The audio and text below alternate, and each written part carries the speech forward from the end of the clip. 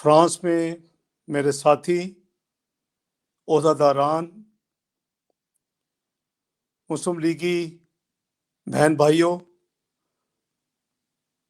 ख़वातीनो हज़रात, अस्सलाम वालेकुम वरहमतुल्लाहि वबरकातुहू। मैं सबसे पहले आपसे माज़रत ख़्वाह हूँ कि आपकी तरफ कुछ मैनेजमेंट को कनेक्टिविटी की प्रॉब्लम आ रही थी। मैं शार्प फ्रांस टाइम 7 बजे हाज़िर था, लेकिन उनको कुछ टेक्निकल प्रॉब्लम थी और वो मुझे अभी इंडिकेशन दी गई है कि अब हम आपस में बात हो सकती है। तो मैं दिल की गहराइयों से आप सबको मशकूर हूँ कि आपने इस इवेंट का एहतमाम किया और मुझे मौका दे रहे हैं कि मैं पाकिस्तान के हवाले से आप साथियों से कुछ दिल की बातें करूं। मैं आप सबको रिमाइंड कराना चाहता हूं कि 2013 में जब आपकी पार्टी को हुकूमत मिली तो उस वक़्त पाकिस्तान के हालात क्या थे। आपको याद होगा कि इलेक्शन से कई महीने पहले ये बैनुल अक़वामी सतह के ऊपर लिखा जा चुका था कि पाकिस्तान में जो भी हुकूमत आएगी वो 6 से 7 महीने में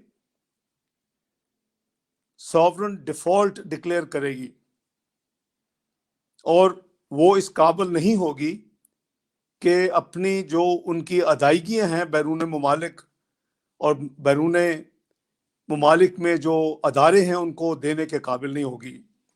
ये हालात थे। 18 से 20 घंटे की लोड शेडिंग थी। दहशत गर्दी के कई वाक़यात हर हफ्ते होते थे। पाकिस्तान में जो जीडीपी, जो किसी भी मुल्क की मईशत के हवाले से रीढ़ की हड्डी है, वो 2008-13 में उसकी एवरेज 2.8% ग्रोथ थी, जो कि हमारी आबादी की जो पॉपुलेशन ग्रोथ के करीब करीब है। 2.3% पॉपुलेशन ग्रोथ है, जिसका मतलब ये है कि मुल्क में कोई खातिर खा को बेहतरी, लोगों की गुर्बत को कमी के हवाले से, लोगों के रोज़गार के मौके के हवाले से या मुल्क की तरक्की के हवाले से कोई अच्छी खुशाइंद इंडिकेशन नहीं थी। 18 से 20 घंटे पाकिस्तान में लोड शेडिंग थी और देहातों में 20 घंटे से भी ज़्यादा लोड शेडिंग थी हर दिन। महंगाई बहुत अरूज पे थी। आजकल की महंगाई पे बाद में आते हैं। मैं बात कर रहा हूँ 2013 की, आपसे आपको याद दहानी कराने के लिए, क्योंकि 8 साल हो चुके हैं। उस वक़्त एवरेज जो महंगाई 12% थी 2008-2013 में, सालाना एवरेज 12% सालाना। बजट का खसारा या फिस्कल डेफिसिट जिसे कहते हैं, वो पीक पे था, 8-9% के दरमियान घूम रहा था जैसे आजकल है। और हम एक एग्रीकल्चर कंट्री हैं और 2012-13 जो आखिरी साल था पिछली हुकूमत का, उसमें एग्रीकल्चर क्रेडिट नेगेटिव था करीबन 8 बिलियन ये थी। और टैक्स जो कलेक्शन थी पूरे पाकिस्तान की, जिससे मुल्क चलते हैं, जो आमदनी जिसे कहते हैं आप, वो 1946 अरब।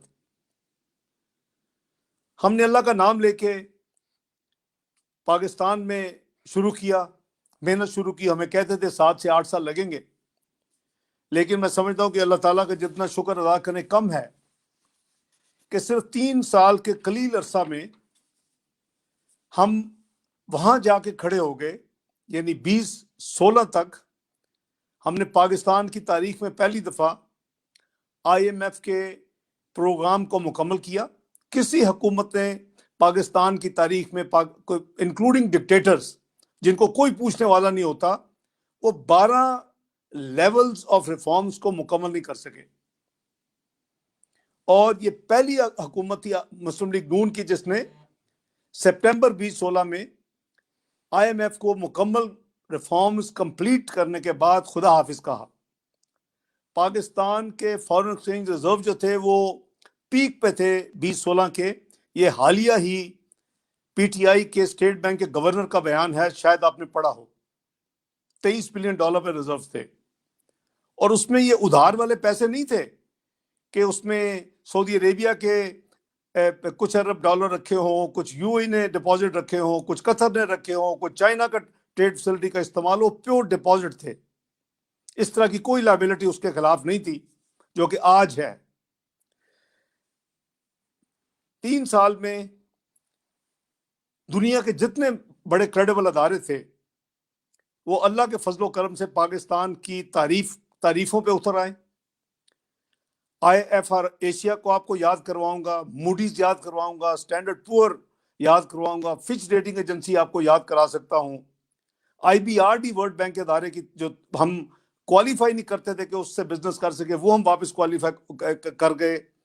हमने नेल्सन की रिपोर्ट देखी, हमने वर्ल्ड ट्रेड ऑर्गेनाइजेशन की रिपोर्ट हमारे फेवर में आई, मॉर्गन स्टैनली की रिपोर्ट आई, US IPR की रिपोर्ट आई, फोर्ब्स की आई, अटलांटिक मीडिया की आई, बैरन्स एशिया की आई। कौन से अदारे थे जिसने पाकिस्तान की तारीफें नहीं की? किसी भी हुकूमत में दुनिया के जो बैन अल-अक़वामी मालियाती अदारे हैं, IMF, world bank, IFC, Asian development bank, ये कभी किसी हुकूमत में इनके तमाम जो हेड ऑफ अदारे हैं वो पाकिस्तान विजिट कभी किसी एक हुकूमत, कोई एक कभी आ गया होगा, कभी किसी हुकूमत में नहीं आया। हमारी हुकूमत में अल्लाह के फजल से जब हमने परफॉर्म किया तो ये तमाम अदारों के प्रेसिडेंट्स, इनके मैनेजिंग डायरेक्टर, इवन चाइना का जो नया बैंक बना जिसमें पाकिस्तान सिग्नेटरी था, Asia infrastructure investment bank AIIB, मैं पाकिस्तान की तरफ से उसके जो मेमोरेंडम, जो डॉक्यूमेंट है उसमें मैं सिग्नेटरी हूं। तो बात यह है कि आपकी तारीफ दुनिया कर रही थी कि पाकिस्तान टेक ऑफ कर रहा है, पाकिस्तान बेहतरीन परफॉर्म कर रहा है, पाकिस्तान अल्लाह के फल से उस मुकाम पे पहुंच गया 2016 तक कि world PricewaterhouseCoopers की जो रिपोर्ट आई उसने कहा जी Pakistan is now destined to be part of the great club, जो है G20 जिसे कहते हैं, दुनिया की सबसे बड़ी 20 मईशतों की क्लब जो है, वो उसमें चंद सालों में शामिल हो जाएगा। ये थी पाकिस्तान की इज्जत और एहतराम और पाकिस्तान की इकोनॉमिक प्रोजेक्शन। लेकिन हमने देखा कि कुछ छुपे हाथ हैं, जब भी पाकिस्तान टेक ऑफ करने लगता है उसकी टांगें खींचनी शुरू की जाती हैं। पाकिस्तान में सबसे पहले आपको याद होगा डॉन लीग का ड्रामा रचाया गया। उसके बाद आपने देखा कि पनामा का ड्रामा रचाया गया। मैं इस पे आखिर में बात करूंगा कि ये जो कॉन्स्पिरेसी हुई उसका आज क्या अल्लाह ताला के फजलो करम से हम किधर खड़े हैं, आखिर में बात करूंगा। लेकिन मुल्क कहां से कहां चला गया। Political instability always leads to economic instability, और इकोनॉमिक इंस्टेबिलिटी का हाल यह हुआ कि आज हमने देखा कि पाकिस्तान वर्चुअली आइसोलेट हो चुका है। पाकिस्तान बाय द वे 2013 में फाटफ, जो कि फ्रांस में हेडक्वार्टर्स हैं, उसमें ग्रे लिस्ट पे था, लेकिन वर्चुअल ब्लैक पे था। हम ब्लैक में दाखिल होने वाले थे। हमने ये इलेक्ट्रिसिटी लोड शेडिंग हो, हम एक्सट्रीमिज्म हो, जैसे टेररिज्म का नाम भी देते हैं, हम इलेक्ट्रिसिटी एक्सट्रीमिज्म और इसके साथ साथ जो इकोनॉमी थी, ये 3 E's पाकिस्तान में मुश्किल तरीन हालात में थी 2013 में, और हम अल्लाह के फजल से उससे बाहर निकलाए। और पाकिस्तान की दुनिया तारीफें कर रहा था, पाकिस्तान G20 में जाने की तेजी से तरक्की कर रहा था। वो मुल्क देखें, बेसिकली अगर आप चंद इंडिकेटर्स को देख लें कि आप कहां थे पाकिस्तान और किधर पहुंच गया और आज किधर है, तो आपको सारी चीज क्लियर हो जाएगी। जैसे मैंने अर्ज किया कि सबसे जो इंपॉर्टेंट इंडिकेटर है वो तो GDP है, और GDP जो ग्रोथ इंडिकेटर है उसी से मुल्कों के में तरक्की होती है, रिसोर्सेज होते हैं, पर कैपिटा इनकम बढ़ती है, लोगों का जो है जिंदगी के हालात बेहतर होते हैं, उनकी पर कैपिटा इनकम के साथ उनकी लाइफ जो है अल्लाह के फजलो करम से उसमें बेहतरी आती है, और मुल्क जो है वो तरक्की करता है। इंफ्रास्ट्रक्चर डेवलपमेंट होता है उस मुल्क में, तो हम इस जीडीपी को, जो कि पीपल्स पार्टी के जमाने में 2008-13 में, मुझे कंपैरिजन इसलिए कर रहा हूं कि हमें नंबर्स जो हैं वो ना मैं जुटला सकता हूं ना कोई और जुटला सकता है, पॉलिटिकल स्टेटमेंट दी जा सकती हैं, ये नंबर ना सिर्फ पाकिस्तान के अदारों में महफूज हैं, स्टेट बैंक में, पाकिस्तान ब्यूरो ऑफ स्टैटिस्टिक्स में, इकोनॉमिक अफेयर डिवीजन में, बल्कि ये बैनुल अक़वामी अदारों में भी मौजूद हैं। आप इजीली कहीं से भी ये नंबर्स ले सकते हैं कि पाकिस्तान कब कहां खड़ा था। तो हमने देखा कि जीडीपी जो कि 2.8% एवरेज थी 5 साल हमसे पहले हुकूमत की, अल्लाह के फजल करम से हम उसको 5.8% पे लेके गए 2018 तक, और हमारी एवरेज 5 साल की 4.7% थी। 2.8% सालाना की एवरेज पिछली हुकूमत की, आपकी पीएमएनएन की जो एवरेज थी 4.7%। अब जो हुकूमत बैठी है, जिसको लाए गए हैं और जो इलेक्शन रिग करके आई इस मुल्क में, उसकी 3 साल की एवरेज जीडीपी ग्रोथ है वो 1.8%, पीपीपी 2.8% एवरेज सालाना, मुस्लिम लीग नून 4.7%, लेकिन छोड़ा आखिरी साल में 5.8%, और पीटीआई के पिछले 3 साल की एवरेज जीडीपी 1.8%। ये है हमारी प्रॉब्लम। दूसरी तरफ मैंने पब्लिक स्टेटमेंट्स भी दी, मैं रिएक्ट भी करता हूं, क्योंकि मुझसे रेजिस्ट नहीं होता। जब मैं पाकिस्तान की ब्लीडिंग होते देख रहा हूं तो मैं ना सिर्फ उनको क्रिटिसाइज करता हूं, मेरे ऊपर बैन लगा दिया, 7 मेरे इंटरव्यूज हुए और मैं इनकी झूठों के पलंदे बाहर बताता था कि ये भी झूठ है, ये भी झूठ है, ये भी झूठ है, और इन्होंने मेरे ऊपर बैन लगा दिया क्योंकि इनको सुनने की और सच फेस करने की इनमें कैपेसिटी नहीं। तो हमने देखा कि वही मुल्क जिसमें बेहतरी तेजी से तरक्की कर रही थी, मुल्क की इकोनॉमी, लोड शेडिंग वर्चुअली हमने खत्म किया अल्हम्दुलिल्लाह। 11,000 मेगावाट के प्रोजेक्ट्स हमने लगाए, एलएनजी के 3600 मेगावाट के प्रोजेक्ट्स लगाए, क्योंकि जो 2014 का धरना था उसकी वजह से चाइनीज सदर 14 महीने पाकिस्तान लेट आ रहे थे। तो हमने ये जो पाकिस्तान को आगे लेके जा रहे थे, अगर इन्होंने इलेक्शन चोरी भी किसी ने करके लाना था किसी को, तो अगर ये काम ठीक करते तो शायद हम इतनी चीखों पुकार ना करते। लेकिन एक तरफ एक इनकॉम्पिटेंट हुकूमत, लोगों की हुकूमत बनवा दी, और मैंने जैसे अर्ज किया कि अगर आप चंद चीजें देखें कि जीडीपी ग्रोथ कहां चली गई, यानी 1952 के बाद पहली दफा पाकिस्तान की जीडीपी मंफी में गई, दूसरे साल में, पीटीआई के दूसरे साल में, फिस्कल ईयर 2019-20 ये -0.5% मंफी ग्रोथ है। इससे किलर पाकिस्तान के रुपए को बेकदर कर दिया। महंगाई का तूफान पाकिस्तान में आ चुका है। आई एम श्योर कि आपके जीरो कारब पाकिस्तान में होंगे, आप उनकी बददुआएं, उनकी तकलीफें और उनके ऑन कैमरा जो है, जो वो देते हैं इनको यानी मैसेजेस कि हम मर गए हैं, यानी एक बड़ा दिल हिला देने वाली तकलीफ दे आजकल चीजें देखी जाती हैं। उसकी वजह क्या है? इनकी कोई तैयारी नहीं थी कि हुकूमत को कैसे चलाना है, सिर्फ और सिर्फ झूठ बोलना है, सिर्फ और सिर्फ पिछली हुकूमत को मलाइन करना है, सिर्फ और सिर्फ क्रिटिसाइज करना है, और हर ब्लेम पिछली हुकूमत में डालना है। कितनी देर डालोगे?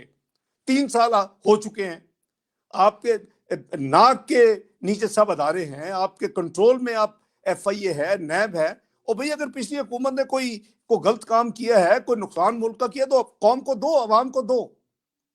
लेकिन ये जबानी हर चीज पिछली हुकूमत की गर्दान अब नहीं चल सकती।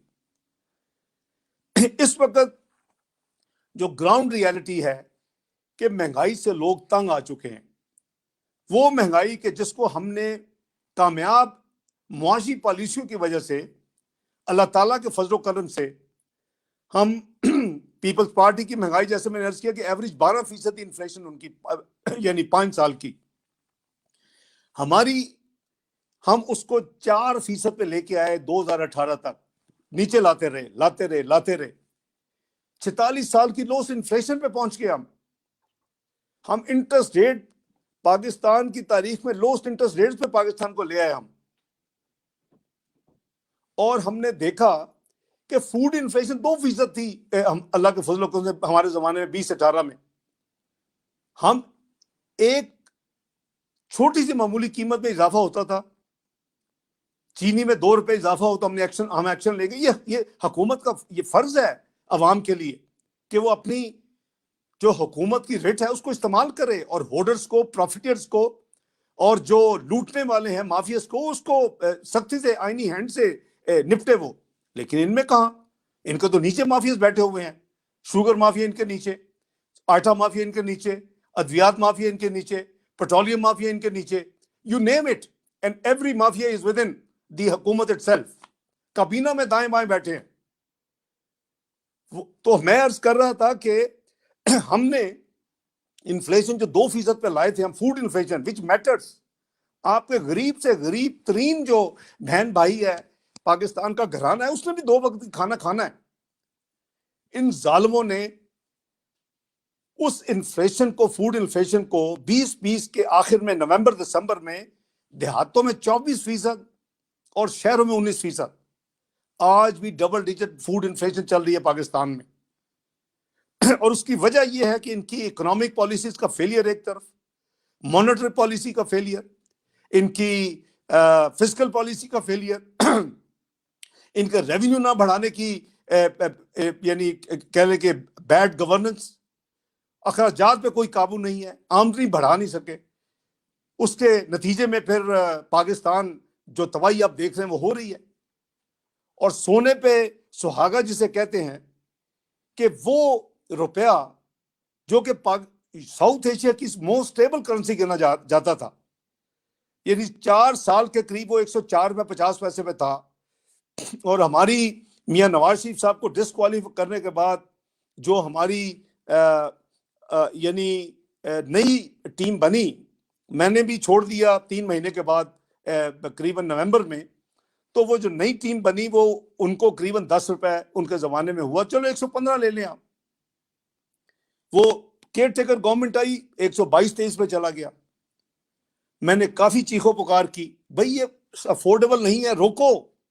मैंने 1998-99 का भी मैंने पाकिस्तान वो बहुत तजर्बा मेरे सामने था और मैंने उसको हैंडल किया हुआ है। जब हमने एटमी धमाके किए, पाकिस्तान एक न्यूक्लियर कुव्वत बना, तो ये तो कोई हम में से एक्सपेक्ट नहीं कर रहा था काबीना में या वजीर आज़म नवाज शरीफ की हमें कोई मुबारक के पैगाम आएंगे, कोई हमें बुकेज आएंगे मगरबी दुनिया से।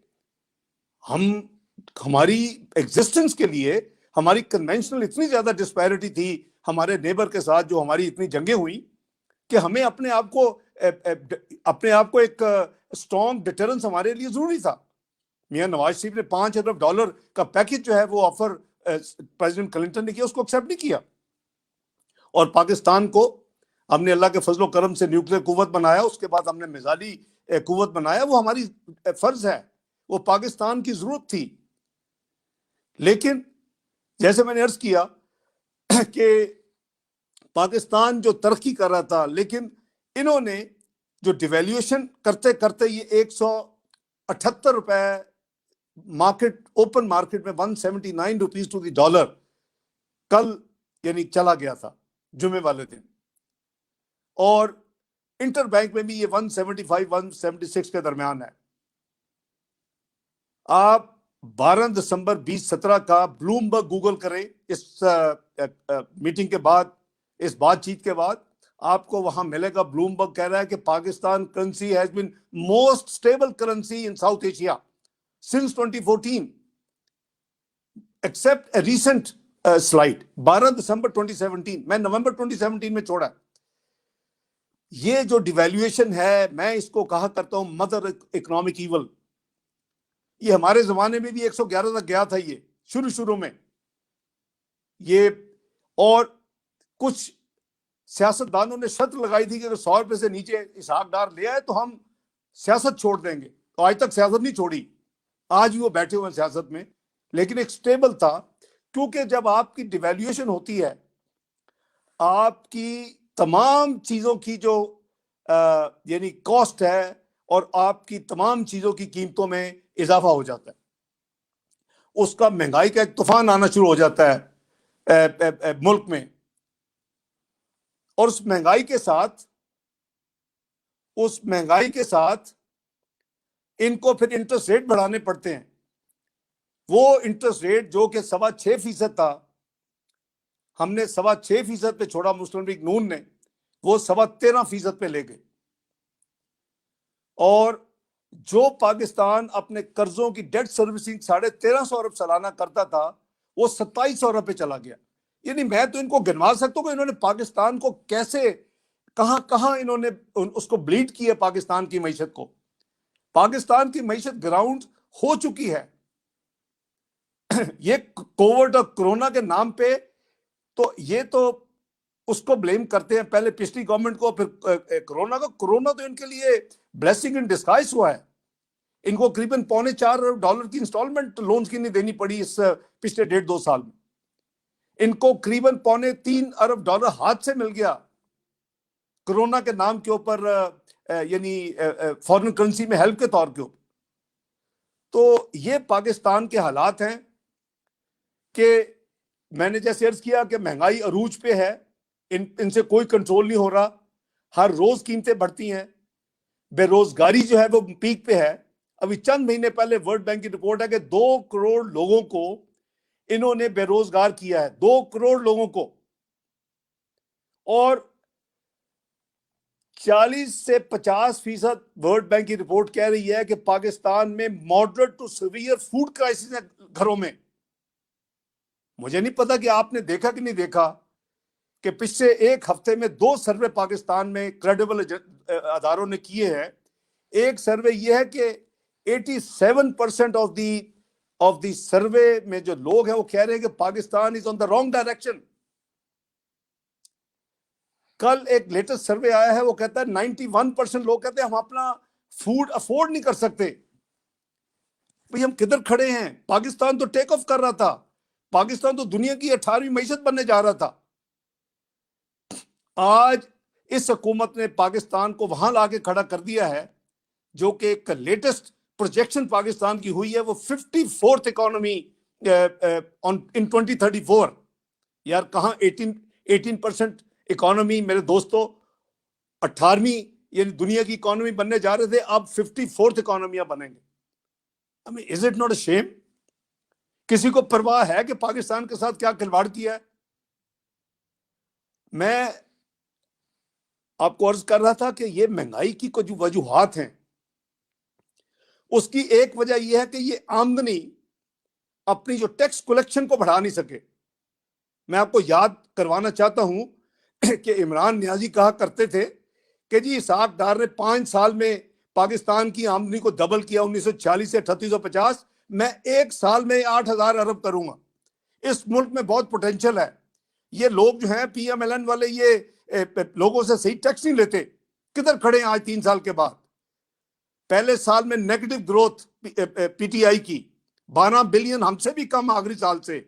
दूसरे साल फ्रॉड किया कि 100 अरब के रिफंड मिनिस्ट्री ऑफ फाइनेंस से दिलवा दिए जो कि टैक्स से निकलने थे, और उस पर ऑडिट ऑब्जेक्शन लगा कई महीनों के बाद। और उसके साथ 70 अरब के रिफंड्स रोक लिए टैक्स के। उसके वो ना होता तो फिर भी माइनस। ये पहला तीसरा साल है जिसमें करीबन 22% का इजाफा हुआ है, जिसका मतलब है कि एवरेज जो इंक्रीज है वो करीबन 7.5% सालाना है। हमारी एवरेज आमदनी की इंक्रीज जो थी वो 20% सालाना थी। ये फर्क है। हमने अखराजात पे काबू डाला हुआ था, इनके 35% अखराजात बढ़ चुके हैं। आमदनी बढ़ी नहीं, अखराजात में इजाफा, और उसके नतीजे में उधार से मुल्क चल रहा है। और उधार से मुल्क कैसे चल रहा है कि आए थे बड़े वादे करके कि मैं इस मुल्क में जहां भी गए, चाहे वो सऊदी अरेबिया हो, वो UAE हो, वो अमेरिका हो, जहां भी गए, जहां मुल्क को बदनाम किया। इस मुल्क की जो डेट है, पब्लिक डेट, मजमूई कर्जे और अदायगियां, लाइबिलिटीज, वो टेक्निकल है लाइबिलिटीज हुकूमत ने नहीं देनी होती। बहरहाल चूंकि उनका वो उसको कोट करते थे, हम भी उसी की बात करेंगे जिसपे इमरान नियाजी कोट करते थे। कहते थे 30,000, आपने सुना होगा 30,000 अरब पे पहुंच गया जी, 10 साल में 30,000 अरब पे पहुंच गया, 6,000 से उठ के 24,000 का दो हुकूमतों ने 10 साल में इंक्रीज किया। ओ भाई, हम तो गिनवा सकते हैं, आपको लंबी लिस्ट है। हमने 11,000 मेगावाट के प्रोजेक्ट्स लगाए, हमने 3600 मेगा LNG लगाए, हमने ज़रबे अज़ब लड़ी, हमने रद्दुल फसाद लड़ी, दहशत गर्दी के खिलाफ। ये मुफ्त जंगें नहीं लड़ी जाती। Hundreds of billions rupees have been given for these ये टेररिज्म के अगेंस्ट जो जंगें हुई हैं, हमारी हुकूमत ने दी हैं। उसके लिए तो पिछली हुकूमतों को वैसे ही हिम्मत और हौसला नहीं देखा वो ये जंग शुरू करवा सके। ये मियां नवाज शरीफ की बहादुर और दिलेराना फैसला था कि हमें पाकिस्तान से दहशत गर्दी खत्म करनी है, और हमने उसके लिए भीख नहीं मांगी, अपने रिसोर्सेज से उसको फाइनेंस किया। हमने 2500 किलोमीटर के पाकिस्तान में हाईवेज और मोटरवेज बनाई, हमने पाकिस्तान में नई एयरपोर्ट्स बनाई, हमने पाकिस्तान में पोर्ट्स जो है बंदरगाहें बनाई, हमने state of the art highway बनाया बिटवीन गवादर टू कोयटा, जो 72 घंटे का सफर था वो 12 घंटे पे आ गया। मैं तो आपको लंबी लिस्ट गिनवा सकता हूं। हमने पाकिस्तान का तरक्याती बजट जो है वो 350 अरब था आखिरी साल, जो हमें हमसे पहली हुकूमत थी उसका, हम उसको 3 गुना पे ले गए। हमने सूबों के हम जो उनको शेयर देते हैं उसको डबल कर दिए, 1050 से 2100 रुपए ले गए। भाई मैं तो हिसाब देने के लिए तैयार हूं, मैं तो कहता हूं कि आओ 50 लोग आ जाओ। मैं कई दफा कहता हूं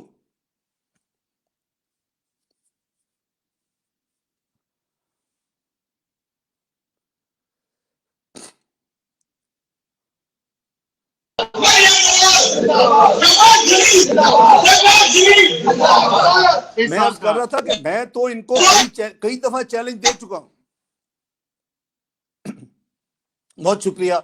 मैं अर्ज कर रहा था मैं इनको कई दफा चैलेंज दे चुका हूं कि भाई इमरान नियाजी साहब, आप अपने पूरी टीम जो है ना आपके अफलातूनों की और आस्कू की, वो सबको बिठा लो। मैं अकेला होऊंगा अल्लाह के फल से, और मैं मुस्लिम लीग नून का हर चीज का जवाब दूंगा, फिर मैं भी आपसे कुछ पूछूंगा। और मैं तो यानी रेजिस्ट नहीं कर सका। मैं तो इनको साथ साथ अपने जब से इन्होंने मेरे ऊपर पाबंदियां लगाई, करीबन 3 साल होने लगे अब, मैं उस वक्त से मैं जब भी कोई इंटरव्यू होता है मैं साथ सोल्यूशन बताता हूं कि भी पाकिस्तान की ये हल है इसका, भाई ये करो। लेकिन कई लोग मुझे मना करते हैं, वो कहते हैं डॉक्टर साहब आपको क्या जरूरत है, आप इसको मत बताया करें इनको कि क्या करना है, इनको डूबने दें। लेकिन वो हमारा मुल्क है, हमारा मुल्क है, हम उसके अपना सियासी तमाशे में उसको डूबने के लिए हम नहीं, हमारी वो ट्रेनिंग नहीं है। हम अल्लाह के हबीब सल्लल्लाहु अलैहि वसल्लम को जवाब दे हैं इस मुल्क की जो हमने खिदमत की है।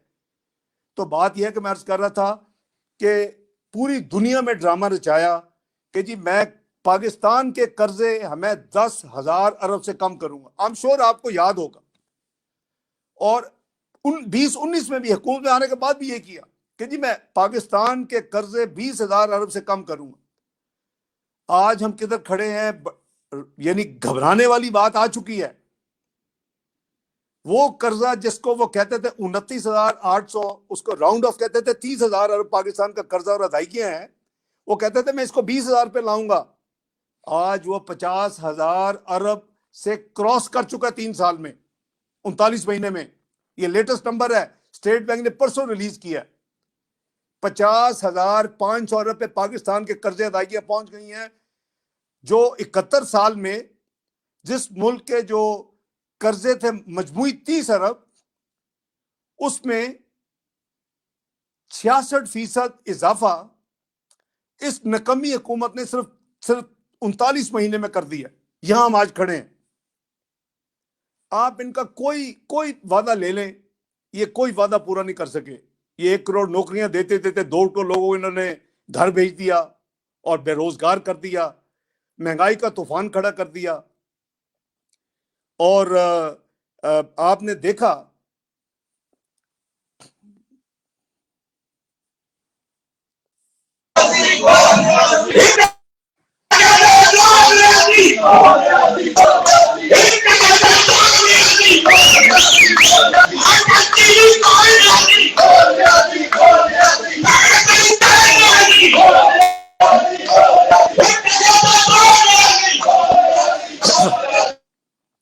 इन्होंने फरमाया था, इन्होंने कहा था जी कि ये देखें ये कैसी हुकूमत थी, ये सर्कुलर डेट भी छोड़ के चली गई, जो बिजली का सर्कुलर डेट है।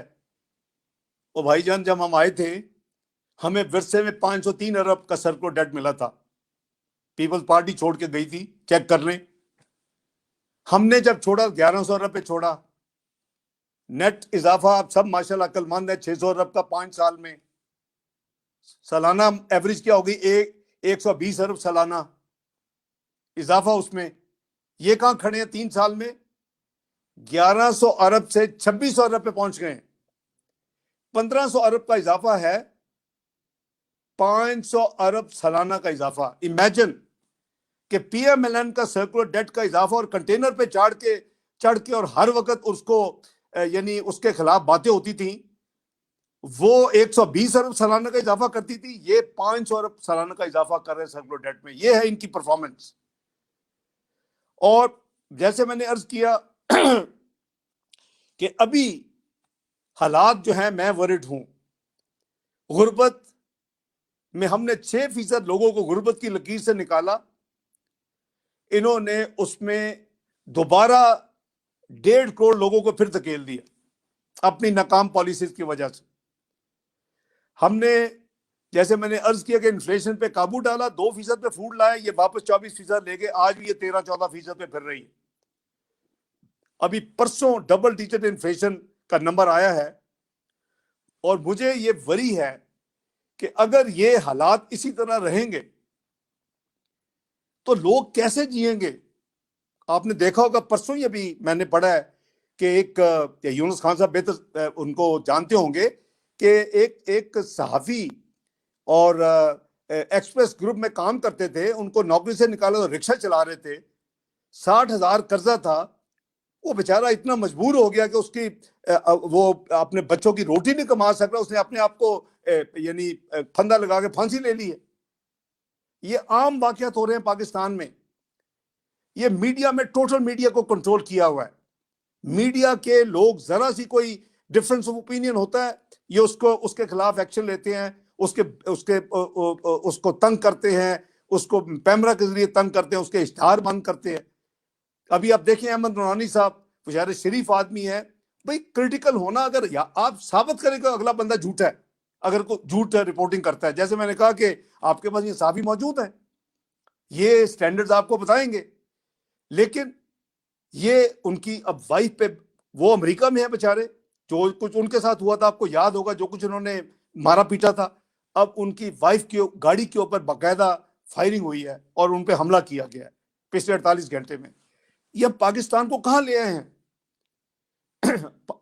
नबी अकरम सल्लल्लाहु अलैहि वसल्लम से किसी ने 3 दफा स्वाबी रजी अल्लाह तआला ने पूछा कि दीन क्या चीज है। आपने कहा इखलाक।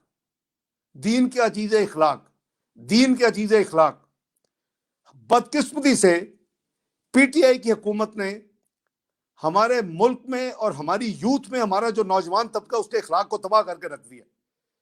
मुझे जब लोग पूछते हैं कि क्या सबसे बड़ा नुकसान है, मैं कहता हूं कि हमारी आने वाली नस्लों का इस यानी पार्टी ने और इसकी लीडरशिप ने खुसूसन, क्योंकि आप देखते होंगे कंटेनर में चढ़ के ओए आईजी, ओए फलाने, ओए मैं ये कर दूंगा, ओए फलाना सनाल्ला, मैं मुंशे से पकड़ के तुम्हें जेल में डालूंगा। ये कौन सी जबान है जो आपको किसी ने सिखाई? आपकी तो ट्रेनिंग ही गलत है। तो ये जो है, ये पाकिस्तान के ग्राउंड रियलिटीज में आपको बता रहा हूं, इस वक्त हम किधर खड़े। इसको जितनी जल्दी हो सके अल्लाह इनसे निजात दिलाए। इनकी कोई कॉन्फिडेंस नहीं है। अभी एक नया काम करने जा रहे हैं। ये स्टेट बैंक को आईएमएफ के प्रेशर के अंदर आकर, ये स्टेट बैंक को वर्चुअली ऑटोनॉमी के नाम पे, ये पाकिस्तान के कंट्रोल से बिल्कुल कोई भी हुकूमत मामला नहीं चला सकेगी। मैं 4 दफा अल्लाह के फल से फाइनेंस मिनिस्टर रहा हूं। मैं आपको बता रहा हूं, मैं लिख रहा हूं, मैं इसके खिलाफ जिहाद कर रहा हूं। मैंने पीडीएम में भी अभी परसों 2 दिन पहले जो हुई है सरप्राइज इजलास, मैंने उनको भी कहा कि आप आवाज उठाएं। ये गैर आईनी कुछ काम कर रहे हैं। अगर आप कोई तरमीम कर भी रहे हैं, पाकिस्तान की ग्रोथ हो ही नहीं सकती अगर हम इन तरमीम को एक्सेप्ट करें। कौन है आईएमएफ? मुझे क्यों नहीं डिक्टेट कर सके किसी भी टेन्योर में? आप कौन होते हैं कि आप उनके कहने पे पाकिस्तान की करेंसी को आपने बेड़ा गर्क करके रख दिया है? आपने पाकिस्तान की अवाम को 2 वक्त की रोटी उनसे मुंह से नवाला छीन लिया है। आपने पाकिस्तान में गुर्बत का आसमानों के ऊपर नंबर पहुंचा दिया, 2 करोड़ लोगों को बेरोजगार कर दिया है। Who are you? तो मैं इसको एक्सेप्ट नहीं करता। मैं समझता हूं कि हर एक को मिलके मियां नवाज शरीफ की आवाज के साथ आवाज मिलानी होगी। हमें पाकिस्तान को इन दरिंदों से आजाद कराना होगा। इनके पीछे जो भी मुहर्रकात हैं, चाहे वो कुछ लोग कहते हैं जी वो ग्लोबल कॉन्स्पिरेसी है, कुछ कहते हैं जी वो लोकल, जो भी कॉन्स्पिरेसी है, हमें इस कॉन्स्पिरेसी को हमें डिफीट करना है। पाकिस्तान के इंटरेस्ट में पाकिस्तान को बचाना है। ये पाकिस्तान के लिए सिक्योरिटी रिस्क है। ये गवर्नमेंट, इसने जो कुछ किया है वो आपके सामने है।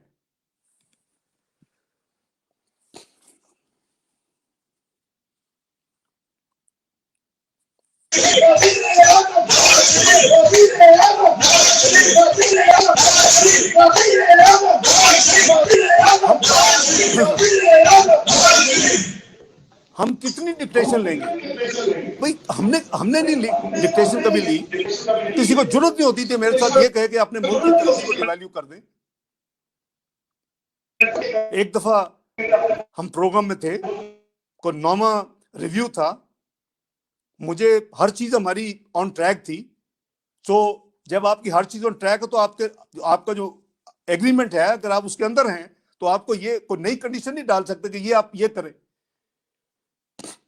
तो मुझे को कहा जी कि आप 6 से 8 रुपए काइंडली डिवैल्यू कर दें करेंसी को। मैं क्यों करूं 6 से 8 रुपए डिवैल्यू? मैं तो 1 रुपया भी डिवैल्यू नहीं करूंगा। तो मैंने कहा जी, मैं खड़ा हो गया, मैंने हाथ मिलाया, मैंने कहा कल हम आपको खुदा हाफिज कहेंगे। रात 1 बजे मुझे ढूंढा वाशिंगटन वालों ने कि नहीं आप मेहरबानी करें, वो आपकी बात सुनेंगे। भाई you have to watch the interest of your people. Pakistan की कौम का आप उसकी नुमाइंदगी कर रहे हैं। आप इनकी नुमाइंदगी तो नहीं कर रहे जिनके लिए आप आए हुए हैं। अभी आप देखें कि बड़े टॉल क्लेम थे ये नए फाइनेंस मिनिस्टर के कि हम डिवैल्यूएशन नहीं करेंगे, हम फला नहीं करेंगे, हम कीमतें नहीं बढ़ाएंगे, हम दोबारा नेगोशिएट करें। क्या किया?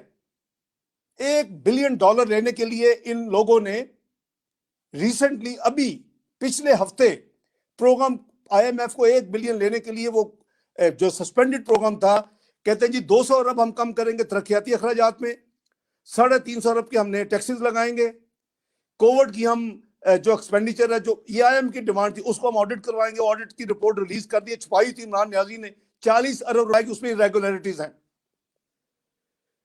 और ये आपके सामने है कि इस किस्म की इन लोगों की ये कमिटमेंट है पाकिस्तान के साथ। 4 रुपए लीटर हर महीने पेट्रोल में कीमत बढ़ाएंगे।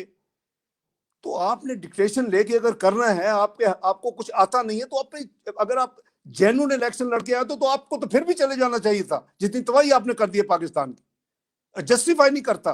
जापान देखें, जरा सी वो हुकूमत सही इलेक्टेड होती है, जरा सी परफॉर्मेंस नहीं होती, नया इलेक्शन करवाते हैं, नई टीम आती है। तो बात यह है जी कि ये सारी चीजें इंतहाई तकलीफ दे हैं। आप किसी चीज को ले लें, चीनी को ले लें, को हमारे जमाने में मिले नहीं थी। पीपल्स पार्टी के लोगों की भी थी, PTI के लोगों की भी थी, मुस्लिम लीग नून की भी लोगों की थी। हमारे जमाने में तो हमने 50 से 55 से आगे चीनी को छोड़ा नहीं, 53 पे छोड़ा। ये क्या वजह है कि 120 रुपए में चीनी चली गई? ये क्या वजह कि आटा जो 30-35 रुपए किलो था वो 80 रुपए पे चला गया? ये क्या वजह कि 250 से 300% जो है वो हमारी अद्वियात में कीमतों में बढ़ गया, जबकि हमारे जमाने में 15% हमने नहीं बढ़ने दिया? It is incompetence, it is lack of governance. So they don't know their job, so they have no right to remain in government. Election चोरी तो अब सर्टिफाई हो चुका है। तो मैं समझता हूं कि ये इंतहाई तकलीफ दे बात है सारी की सारी। जितनी देर हम सारी रात बात कर सकते हैं इनके बैड परफॉर्मेंस पे, मुल्क का जो हाल इन्होंने कर दिया है। मैं इससे पहले कि आपसे इजाजत लूं, मैंने कहा था मैं ब्रीफली आपको मियां साहब के केस के हवाले से जरूर बात करूंगा। वो जो पनामा का ड्रामा था, और जो एक अकामा के ऊपर, वो भी बेटे से वीजा लेने के लिए एक कॉन्ट्रैक्ट होता है साइन, सिर्फ जैसे फॉर्मेलिटी कहते हैं कि 10,000 दिरहम उनको वो यानी सालाना देंगे, और लिया नहीं। तो वो कह रहे जी ये क्यों नहीं आपने अपने जो गोशवारे जमा कराते उसमें ये क्यों नहीं लिखा कि मैंने 10,000 दिरहम अपने बेटे से वसूल करना है इसके ऊपर, क्योंकि वो एक प्लान था ना जी, एक कॉन्स्पिरेसी थी। अब तो कॉन्स्पिरेसी निकल आई है जिसपे मैं अभी आऊंगा। तो आप एक मुल्क के 3 दफा इलेक्टेड वजीर आजम को एक पनामा से शुरू होते हैं और कुछ नहीं मिलता तो कामा पे घर भेज देते हैं। आप आज आप देखें, अरशद मलिक साहब ने कन्फेस किया, वो दुनिया से रुखसत हो गए। उन्होंने कहा जी मुझसे गलत फैसले करवाए गए और मुझे जबरदस्ती फैसले करवाए गए। उसके बाद जस्टिस शौकत सिद्दीकी ने आपको पूरी कौम को तफसील दे दी। अल्लाह का करम है, ये अल्लाह ताला की जात है जो एक एक सबूत को कौम के सामने ला रही है। आप सबके सामने और पूरी दुनिया के सामने सबूत आ चुके हैं। उन्होंने कहा जी मेरे घर में आके मुझे कहा कि जी मियां नवाज शरीफ और मरियम नवाज को आपने छोड़ना नहीं है, क्योंकि जब तक इलेक्शन होंगे उनको छोड़ना नहीं। उसके बाद राना शमीम जो हैं वो हाई कोर्ट सिंध के जज रहे हैं और वो फिर गिलगित बल्तिस्तान में वो चीफ जज थे। उन्होंने जो दिया कि जी उन्होंने उनके मौजूदगी में जो फोन किए और यही बातें की और उन्होंने एफिडेविट दिया हल्फन कुरान के ऊपर साकिब निसार साहब के हवाले से। अभी अल्लाह ताला ने एक ऑडियो क्लिप ये साकिब निसार का सामने ले आए, जो कि एक पाकिस्तानी सहाबी अहमद नूरानी ने, जिसकी मैं अभी बात कर रहा था, जिनकी वाइफ पे वो इन्होंने हमला करवाया, वो जो क्लिप है वो उसमें साकिब निसार साहब ने पूरी की पूरी अल्लाह ताला ने कहानी खोल दी है। एक वो क्या कह रहे हैं कि जिस मुल्क में अदारे फैसले करते, यानी हम नहीं करते, इसका मतलब है। नंबर 2, मियां नवाज शरीफ और मरियम नवाज को सजा देनी है। नंबर 3, आगे से कोई और आवाज है, वो कह रहा है जी उन बेटी की सजा नहीं बनती किसी भी सूरत में। कहते हाँ मुझे भी पता है लेकिन देनी है। नंबर 4, इमरान खान को लाना है। ये जरा अंदाजा करें कि किसी और मुल्क में हो, अभी बांग्लादेश में उसका चीफ जस्टिस 11 साल के लिए जेल गया है। और 5वीं वो ये कहते हैं, आगे से शायद वो कह रहे हैं जी जुडिशरी की तो कोई कोई साख ही नहीं रहेगी, कहते लेट इट बी। यार ये पाकिस्तान का निजाम है, लेकिन ये खुदावंद करीम की कुदरत है कि अल्लाह ताला ने मियां नवाज शरीफ को सुरखरू किया है, आपके लीडर को आपके सामने और दुनिया के सामने, कि कोई इररिफ्यूटेबल सबूत आ चुके हैं। फोरेंसिक ऑडिट अहमद नूरानी उसकी रिपोर्ट शाया कर चुका है। भाई अगर आप गलत हैं तो जाए ना, अमेरिका में तो मिलियंस ऑफ डॉलर्स मिलते हैं। मैंने एआरवाई को यहाँ सू किया इंग्लैंड में, मैं उन्होंने माफी मांगी हाई कोर्ट लंदन में और कहा जी हम इनके साथ माफी का नामा चलाते हैं, हम इनके वकीलों को भी पैसे देते हैं, हम इनको डैमेजेस भी देते हैं। तो आप जाएं जाके साकिब निसार साहब आप सू करें, मुकदमा करें अहमद नूरानी के खिलाफ अमेरिका में, उस कंपनी के खिलाफ करें जिसने रिपोर्ट दी है। सारा ड्रामा है, सब सब सच है ये कि पाकिस्तान, लेकिन देखिए कितनी बड़ी कीमत अदा की है। यार मैं भी आपको बता रहा था खवातीन हजरात कि वो मुल्क जिसमें हमने रेवेन्यू को डबल किया और हमने करीबन 1900 अरब से उठा के 4000 के करीब लेके गए, इन्होंने कहा जी एक साल में 8000 करेंगे, अभी तो ये सिर्फ 4,500 पे पहुंचे, 4700 के करीब तीसरे साल में। लेकिन वो मुल्क जिसमें 4700 के टैक्स कटे होते हैं, उस मुल्क में अवाम की जेबों में जो पीटीआई का फाइनेंशियल माफिया है वो 6,000 अरब सालाना निकाल रहा है। 350 की चीनी जो है वो 750 अरब पे 120 रुपए पे उसकी कीमत बनती है, वो लोग खरीदते हैं। अभी तो उससे भी ज्यादा हो गई है, 160 रुपए तक कीमत गई है। आटा जो वो लोग 950 रुपए हमारे जमाने में खरीदते थे, वही क्वांटिटी अब वो 2100 रुपए में खरीद रहे हैं। जो दवाइयां हैं वो मैंने जैसे बताया कि 250 से 300 गुना कीमत बढ़ चुकी है। और उसके अलावा ये जो अभी आपने ये 3 आइटम्स का, बिजली को देखें, जो गरीब तरीन लोग थे जिसे हम कहते हैं लाइफ लाइन कंज्यूमर, जो अफोर्ड ही नहीं कर सकते 50 यूनिट तक, उसको हमने 2 रुपए से यूनिट कभी नहीं बढ़ाया। ये 6 रुपए पे ले गए हैं, अभी और बढ़ा रहे हैं। 8 रुपए के नॉर्मल यूनिट को 24 रुपए पे ले गए, अभी 27 पे कर रहे हैं। भाई अब किधर ले जा रहे हैं पाकिस्तान को, कैसे सस्टेन करेगा पाकिस्तान। रिसेंटली एक सर्वे शाया हुआ है,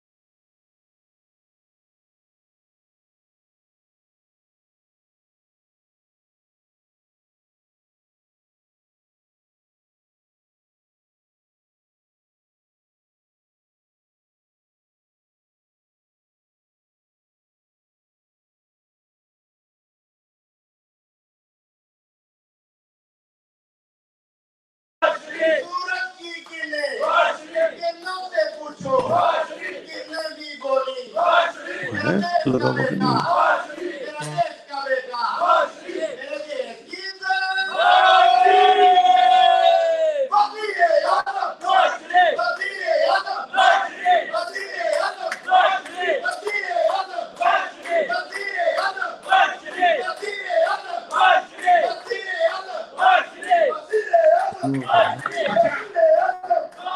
मैं बोलूंगा आटा चोर चीनी चोर, आपने बोल रहे नो मोर नो मोर। आटा चोर चीनी चोर, नो मोर नो मोर। आटा चोर चीनी चोर, नो मोर नो मोर। आटा चोर चीनी चोर, नो मोर नो मोर। शहबाज यूनिया जी, मैं अरे हमारा राब्ता हो गया कि मैं बस ब्रीफली अर्ज करूंगा।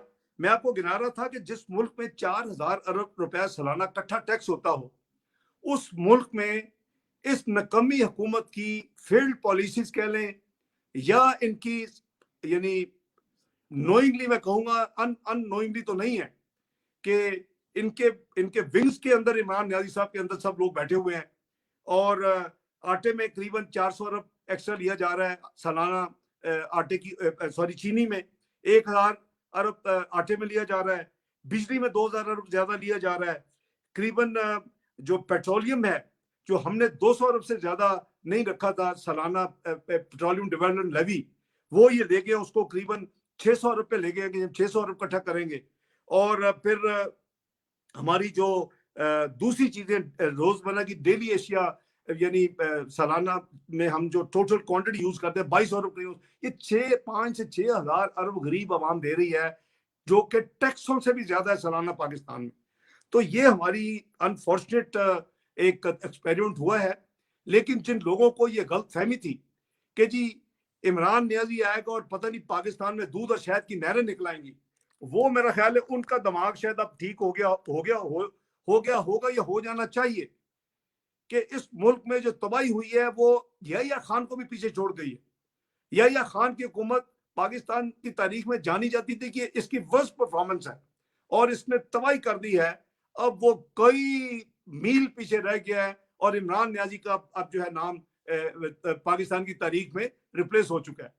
तो मैं गुजारिश ये करूंगा, मुझे कोई एक अभी किसी ने मेरे बेटे अली के जरिए सवाल भेजा है कि मैं अपना भी कुछ बता दूं। मेरा जो मसला है वो मैं भी उसका भी मियां साहब को मैंने बता दिया है। मैं पाकिस्तान में फिजिकल डिसिप्लिन हमेशा मैंने किया अल्लाह के फजल करम से, और मैं इसलिए करता हूं कि ये जो भी फाइनेंस मिनिस्टर हो वो अल्लाह और अल्लाह के हबीब सल्लल्लाहु अलैहि वसल्लम को सबसे पहले जवाब दे है, उसके बाद अवाम को जवाब दे है, पार्लियामेंट को जवाब दे है। और उसका कोई काम नहीं है कि कोई कितना मजबूत और ताकतवर कोई लोग हो या अदारा हो कि उसके आगे झुके, पाकिस्तान की तरक्की को आगे रखे। पाकिस्तान में तरक्की होगी तो अवाम की किस्मत बदलेगी। पाकिस्तान में आप वोट के इज्जत के साथ, मैं हमेशा कहता हूँ कि माली डिसिप्लिन करना जरूरी होगा, और ये मैं सिर्फ कहने की हद तक नहीं करता, मैंने अमली तौर पे किया है। अल्लाह के फजल करम से पहले टेन्योर में जो बड़े बड़े वीवीआईपी थे, इंक्लूडिंग आर्मी चीफ और दूसरे लोग, उनको मैंने उनकी गाड़ियां बैन की। वजीर आजम, सदर, किसी को गाड़ी का फ्री ड्यूटी फ्री परमिट नहीं मिलेगा। भाई आप करोड़ों रुपए ड्यूटी दो तो आप अफोर्ड कर सकते हो, ये पैसे किसी गरीब लोगों के लिए खर्च हो सकते हैं, गरीबों की दवाइयों के लिए, उनकी इमदाद के लिए। मैंने पाकिस्तान में रेडियो लाइसेंस खत्म किया अल्लाह के फजल करम से अपने पहले टेन्योर में एज फाइनेंस मिनिस्टर। मैंने पाकिस्तान में अल्लाह के फजल करम से जो टैक्सल कोटा बांटा जाता था यानी फ्री डिस्क्रिशनरी पावर, उसको खत्म किया। करोड़ों की इनकम अरबों में चली गई। आपको ये काम करने होंगे। मैं 2013 में जब तीसरी तरफ फाइनेंस मिनिस्टर बना, मैंने चेक किया तो जनरल मुशर्रफ ने 2006 में मेरा बैन लगाया, उठाया, और एक दफा फिर वो गाड़ियां तकसीम की, मैंने फिर बैन लगाया। ये बैन लगाना ये आपका फर्ज है। तो मैं फिजिकल डिसिप्लिन में बिलीव करता हूं, और अल्लाह के फजल से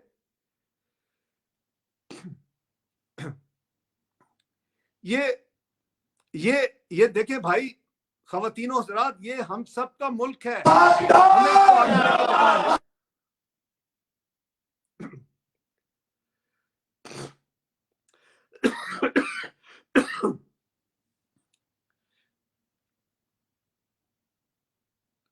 तो मैं अर्ज कर रहा था कि देखें, अगर हमने मुल्क को लेके जाना, तरक्की करनी है, तो फिर हम सबको मिलके वो काम करना होगा। मैंने देखिए, हमने अल्लाह के फल से मियां नवाज शरीफ ने एटमी धमाके किए, उस वक्त तो जरा परवाह नहीं की कि $5 अरब मिल रहा है तो उसके लिए मैं अपना धमाके छोड़ दूं। अगर वो खुदा ना खास्ता वो उस वक्त ना ये काम किया होता, 9/11 के बाद इंडिया की और पाकिस्तान की फौजें आमने सामने 11 महीने खड़ी रही थी। They would have walked over. हमने एटमी प्रोग्राम पाकिस्तान में मजबूत किया। हमने पाकिस्तान के दिफाई बजट को अपने 2013-18 में डबल किया।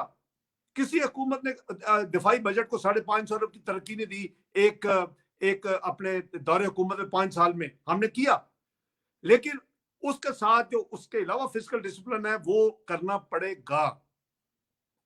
तो मेरा चूंकि इनके पास कोई जैसे पॉलिटिशियन की होती है फाइलें शाइलें तो थी नहीं, लेकिन मियां साहब के साथ फाइनेंस मिनिस्टर को भी पहली दफा जरा स्क्रू करने का प्लान था, तो क्या भोंडा इल्जाम लगाया मुझे।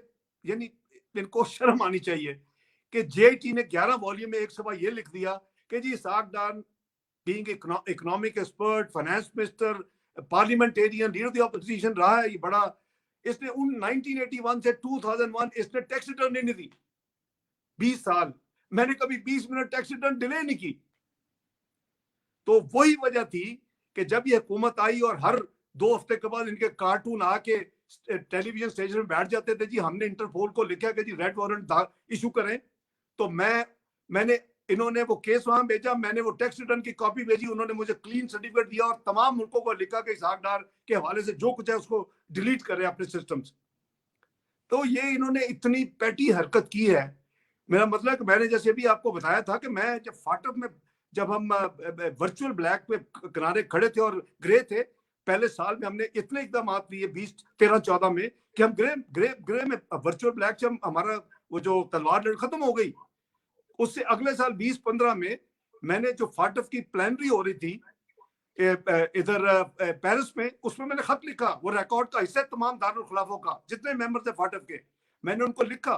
मैंने लिखा कि हमने ये काम किए जब से हुकूमत में आए हैं, हम ये काम, हमने नेशनल एक्शन प्लान बनाया है और हम पाकिस्तान में दहशतगर्दी का खात्मे में कमिटेड है और हमने ये कामयाबी हासिल की है। मेरा खत पढ़ा गया फरवरी 2015 में पेरिस में, और बहरहाल यूनुस खान साहब को याद होगा। और जब खत पढ़ा गया तो उसके बाद उन्होंने बाकायदा वोटिंग करवाई, तो उन्होंने यूनानिमसली पाकिस्तान को ग्रे लिस्ट से निकाल दिया, व्हाइट में चले गए। 2015 में मुस्लिम लीग नून व्हाइट में ले गई। भाई हम पाकिस्तान को, हमने क्या आपको दिया था और आपने पाकिस्तान को किधर आगे खड़ा कर दिया। तो ये बस बड़ी बदकिस्मती है। मैं समझता हूँ कि ये वक्त दुआ भी है।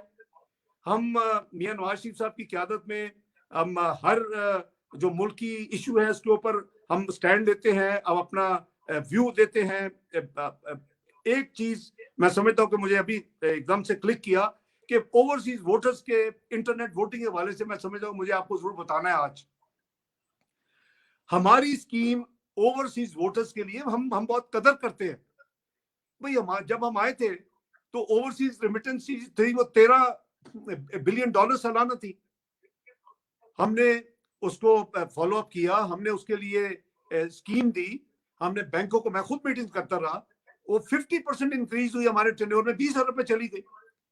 अब इनके उन 3 साल में अगर 50% और हुआ है तो हमें इनको कदर करना चाहिए। मजीद 50% इंक्रीज होगी, $30 अरब पे चली गई।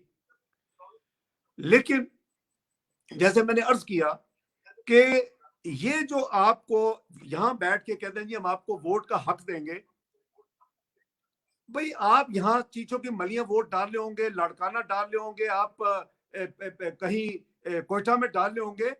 हाँ, हमारी स्कीम तो उससे बहुत उम्दा और बेहतर है PMLN की, जहां हम कहते हैं कि ये इन हमारे पाकिस्तानी बहन भाइयों को वोट, ये सिर्फ वोट ना दें, इनको 5 से 7 सीटें नेशनल असेंबली में मुख्तस करें, ये अपने नुमाइंदे चुने,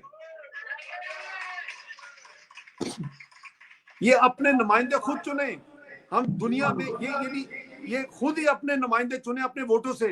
पाकिस्तान ये सारा फ्रॉड है, PTI की हुकूमत का फ्रॉड करने का प्लान है। पिछली दफा RTS के जरिए पाकिस्तान का इलेक्शन चोरी किया था, दुनिया के इदारे कह चुके हैं। अब फाइनल उसमें मोर साकिब निसार ने लगा दी है कि इमरान खान को लाना है। भाई कैसे लाना है, तुम्हें पहले कैसे पता चल गया कि इमरान खान को लाना है? तो तुमने आरटीएस लोगों ने बंद किया ना, सारी फ्रॉडुलेंट इलेक्शन प्रोसेस हुआ। अब चूंकि समझते हैं कि अगला इलेक्शन जब मुश्किल हो आरटीएस बंद करने, और इस तरह लोग अवेयरनेस बहुत आ गई है, अब प्लान है कि जी ईवीएम्स, इलेक्ट्रॉनिक वोटिंग मशीन्स और इंटरनेट वोटिंग, आप लोगों के लिए इंटरनेट वोटिंग, और मुल्क के अंदर ईवीएम्स। और भाई ईवीएम्स स्कैंडिनेवियन कंट्री जैसे मुल्कों ने मिलियंस ऑफ डॉलर खर्च करके उसको जंग के भाव बेचा है मशीनों को। जहां जहां ये तजर्बा हुआ है वहां बहुत उंगलियां उठी हैं। अमेरिका की, वॉइस ऑफ अमेरिका की रिपोर्ट है कि इसमें टेम्परिंग करना बहुत आसान है। तो आप इलेक्शन को क्यों चोरी करना चाहते हैं? और ये कोई नई बात नहीं हुई। 20, 16, 17 में इलेक्टोरल रिफॉर्म्स पाकिस्तान में हुए। 9 लॉज के जरिए पाकिस्तान में इलेक्शन होते थे, 9 कवानीन थे पाकिस्तान में। उसको मर्ज करने के लिए, इलेक्टोरल रिफॉर्म्स करने के लिए एक कमेटी बनी, सेनेटर्स भी और नेशनल असेंबली के मेंबर्स भी। छोटी से छोटी पार्टी जो थी, एक मेंबर पार्टी जो पिंडी वाला है, आपका दोस्त, हमारा दोस्त, उसको भी दी नुमाइंदगी के, कोई रह ना जाए पीछे। और मुझे कहा गया, सबने कहा जी अगर ये मुकम्मल करना है तो आपको इसकी जिम्मेदारी लेनी होगी, यू बिकम चेयरमैन। मैं चेयरमैन बना उसका, parliamentary committee for electoral reforms. और उसने रिफॉर्म्स में, उसमें पीटीआई मौजूद थी। कौन थे उसमें पीटीआई के नुमाइंदगान? आरिफ अलवी, शफकत महमूद, शीरी मजारी। हमने करीबन 30 मीटिंग्स में ईवीएम को डिस्कस किया, डेमोन्स्ट्रेशन ली, एक सब कमेटी बनाई, आरिफ अलवी को उसका हेड बनाया। और इवेंचुअली ये हुआ कि जी 300 रुपीज के करीब, 300 रुपए के करीब खर्च होगा। ये रिलायबिलिटी इसकी कोई गारंटी नहीं है। इलेक्शन कमीशन को उसके एतराजात थे।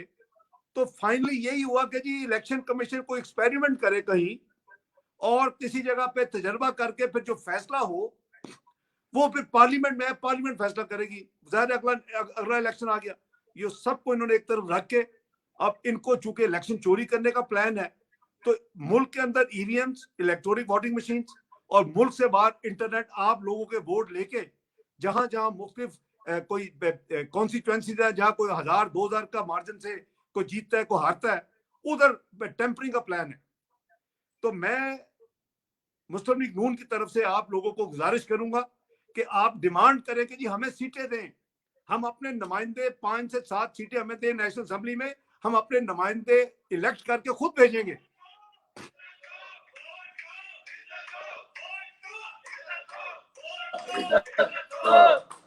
तो मैंने सोचा कि मैं ये भी क्लैरिफिकेशन कर दूं मौके का फायदा उठाते हुए। तो अल्लाह ताला आप सबको खुश रखें। मैं बेहद मशकूर हूं तमाम मुंतजमीन का, तमाम ओहदेदारान का, मीडिया का, अपने खवातीन और हजरात का, दोस्तों का, बहन भाइयों का, जिन्होंने बड़ी पेशेंस के साथ मेरी ये सारी गुफ्तगू सुनी। मैंने दिल से आपसे बातचीत की है। हमारा आज बहुत बिजी दिन था। मैं मियां नवाज शरीफ साहब के साथ मुल्की मामलात में सारा दिन मसरूफ था, तो मैं रश करके पूरे 7 बजे से चंद मिनट पहले पहुंच गया था। लेकिन फिर वो आपको पता है कुछ जो ताखीर हुई। तो मैं आपका मशकूर हूँ। अल्लाह ताला आप सबको खुश रखें, आपका हामी और नासर अल्लाह ताला हो, और हम सबको तौफीक दें कि ये जो मुल्क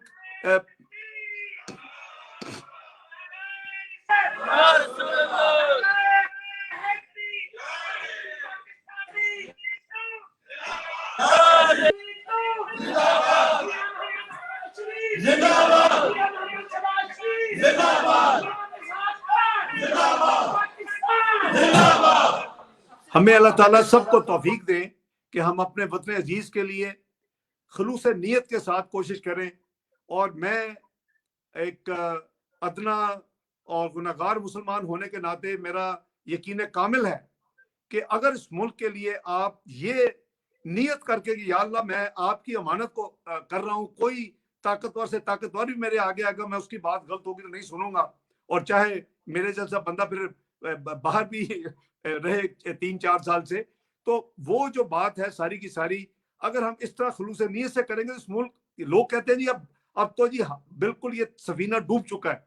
मैं कुछ ऑप्टिमिस्ट हूं कि अल्लाह ताला के फजलो करम से जो ये बदनीयत लोग हैं, जो ये माफिया है गरीब आदमी को खून चूसने के लिए और जिन्होंने मुल्क की तबाही की है, अगर अल्लाह ताला इनसे नजात दे के सही ग्रुप और मियां नवाज शरीफ साहब की क्यादत में मुल्क की दोबारा बागडोर संभालेगा तो इंशाल्लाह पाकिस्तान दोबारा आगे 6-7 साल कहते थे 3 साल में हो गया, अब वही दुनिया जो बैनुल कौमी है वो 12-15 साल की बात करती है। मेरा ख्याल है कि 5-6 साल में मुल्क दोबारा निकल सकता है और फिर वो तरक्की की राह पे चढ़ सकता है। जो लोग कहते थे जी Pakistan is likely to be the second choice place for foreign direct investment, forget about India, look at Pakistan, वो सारी चीजें वापस आ सकती हैं प्रोवाइडेड हमारी नीयत ठीक हो और हम पूरी ईमानदारी के साथ कोशिश करें। अगर किसी ने कोई सवाल करना है या कोई छोटी को बात है तो कर लेते हैं। मैंने आपका टाइम ले लिया है, मैं बहुत मशकूर हूँ जी आप सबका। थोड़ा सा तकनीकी प्रॉब्लम की वजह से आपको इंतजार करना पड़ा, मुस्लिम लीग जो है आपसे माफी चाहती है। नहीं, परफेक्टली ऑलराइट। सवाल करना चाहता हूँ जी सर, जब आप हुकूमत छोड़ के गए थे 2018 में, उस दिन मुल्क की माशी हालत क्या थी और आज 3 साल के बाद मुल्क की माशी हालत का जो आप जायजा लेंगे उसको आप क्या कहते हैं? दूसरा जो सवाल है, मौजूदा हुकूमत कह रही है कि जो डॉलर का रेट है आप लोगों ने उसको मसनूई तौर पे खड़ा किया था, आज डॉलर बहुत नीचे है, तो इस बात के हवाले से बताएंगे। मैं अर्ज करता हूँ जो यूनुस खान साहब जो आपने पहला सवाल किया उसका तो मैं तफसील से कंपैरिजन मैंने दिया है कि 2013 में पाकिस्तान किधर खड़ा था और आज पाकिस्तान कहाँ खड़ा है। आप जीडीपी ग्रोथ देख लें, वो 5.8 से नीचे आ चुकी है, 3 साल की एवरेज 1.8% है। आप टैक्सेस की देख लें, उस तकरीबन हमारी 20% सालाना ग्रोथ थी, अभी 7.5% है। आप महंगाई का देख लें, वो आसमान पे जा चुकी है। आप किसी चीज को देख लें, किसी आम आदमी की जिंदगी को देख लें तो आपके सामने है कि पाकिस्तान कहाँ खड़ा है और हम दर बदर बेकारी की तरह भाग रहे हैं और भीख मांग रहे हैं इस वक्त। और हमें लोग जो है ना वो फ्रैंकली बड़े और तरीके से डील कर रहे हैं और IMF आपके ऊपर शराइत लगा रहे हैं और अब स्टेट बैंक को अब उसको बिल्कुल आजाद करवाना चाहता है किसी भी हुकूमती चुंगल से। एक तो ये है। दूसरा जो आपने डिवेल्यूशन की बात की यूनुस खान साहब, किसी भी मुल्क पे कोई आप आर्टिफिशियल को 2 हफ्ते 4 हफ्ते तो रख सकते हैं। ये जो इकोनॉमिस्ट है, जो एक्सपर्ट्स हैं, आप उनसे पूछें, आप 4 साल किसी भी मुल्क में 4 साल करेंसी को स्टेबल नहीं रख सकते। एक नंबर 2, तमाम लोग यही कह रहे हैं कि अगर इसहाक डार ने और मियां नवाज शरीफ की हुकूमत ने इसको मसनूई रख के पाकिस्तान में महंगाई को जिनको काबू रखा, 46 साल की लोस्ट महंगाई पे ले गए, पाकिस्तान में गुर्बत का खात्मा किया 6%, पाकिस्तान में रोजगार के मौके दिए, पाकिस्तान में तरक्याती कामों का अंबार लगा दिया और ट्रिपल कर दिया, 3 गुना कर दिए तरक्याती अखराजात और सूबों को डबल कर दिए, तो ये भी वही कर लें। इनके पास जवाब नहीं है। ये वही पॉलिटिकल एक कह लें कि जो झूठ के जो इनके नारे होते थे कंटेनर के ऊपर चढ़ के, ये कहते थे जी $2 बिलियन महाना इसहाक डार खर्च कर रहे रुपए को स्टेबल रखने के लिए। ओ भाई, तुम्हें 39 महीने हो गए हैं, $78 बिलियन तुम्हारे ये बात जाना चाहिए। मुझे दिखाओ कितना 78 बिलियन, तुम्हारे पास 7 बिलियन नहीं है, तुम्हारे पास $780 मिलियन नहीं है। ये सारे का सारा झूठ का प्लंदा है। मैं आपको बताऊं खान साहब, ये बिलीव करती है ये पार्टी और इसकी लीडरशिप खुसूसन कि जी झूठ इतना बोलो कि वो सच लगने लगे। वो जो हिटलर की हुकूमत की जो प्रोपेगेंडा मिनिस्टर का जो असूल था, और दीवार को साथ अपोजिशन को इतना लगाओ कि उनको अपनी पड़ जाए और वो हिसाब ही ना ले सके हुकूमत का। ये इनका है। अभी देना, मैं तो बार बार कहता हूं भाई, 2 लोगों को तफसील निकाल के दो स्टेट बैंक से कितना हमने खर्च किया।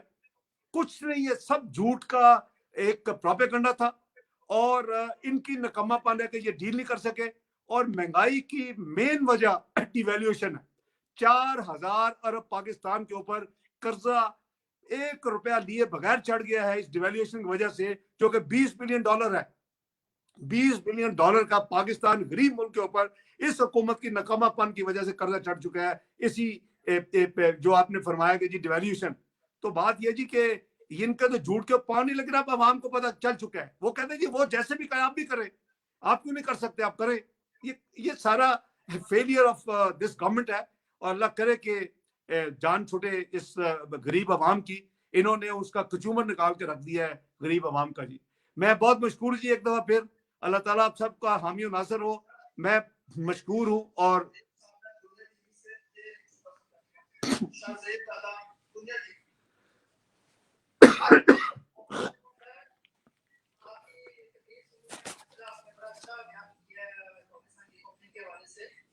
मेरा सिर्फ आपसे सवाल ये है कि आप पिछले 3 साल से लंदन में बैठे हैं, आपकी पूरी क़यादत, आपको अगर आपकी इतनी फिक्र थी तो आप पाकिस्तान क्यों नहीं गए आवाम के साथ खड़े होने के लिए?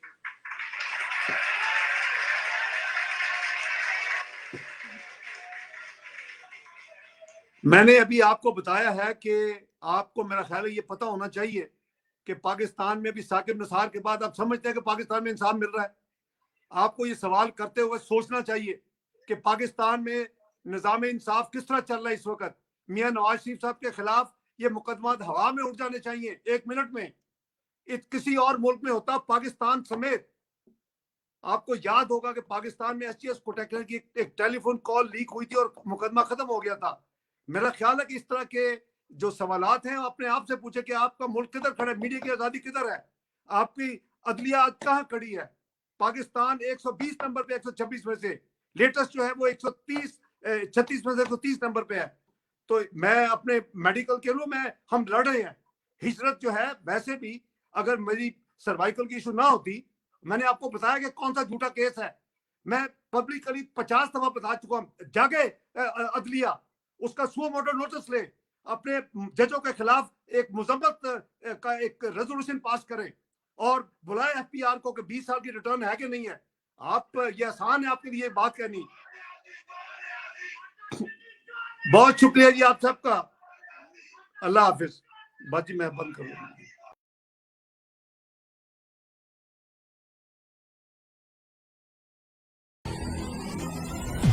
आपका मशहूर हूँ सटेला साहब। Thank you sir. तमाम सोशल मीडिया का मैं मशहूर हूँ। ये प्रोग्राम भी हमने जब शुरू किया था तो ये सिर्फ इसलिए था कि मुस्लिम लीग नून खास पर मरियम नवाज